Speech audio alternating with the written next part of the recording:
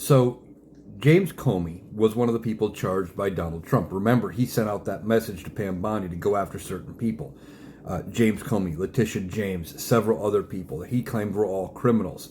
And we talked about how those charges may get tossed. Well, today, the case against James Comey and Letitia James, two separate cases, were tossed by the same judge. Why? Because the prosecutor that was bringing the cases was improperly appointed. Did not go through the proper steps, which I believe takes a congressional confirmation, but I could be wrong on that.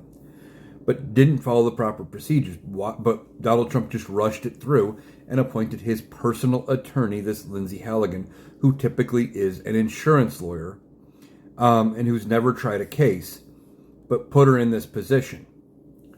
And because he couldn't find anybody else, the prosecutors he had in place were resigning and quitting because they didn't want to bring the charges because there was no case.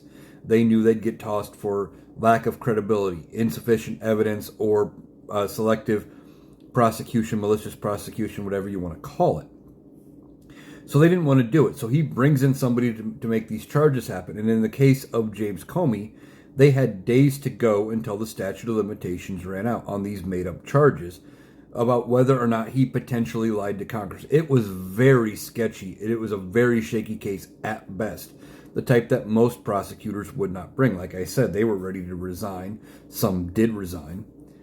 And we find out that not only did he push this woman through, she did something that normally a district attorney wouldn't do. She took the case to the grand jury herself, presented the evidence herself. Normally you let your staff do that. And when all this came out, we find out also that the indictments that were brought to the judge that were not the same ones the grand jury signed off on. So all of this, we thought the case was going to get tossed. Well, they tossed it today, saying she was improperly appointed.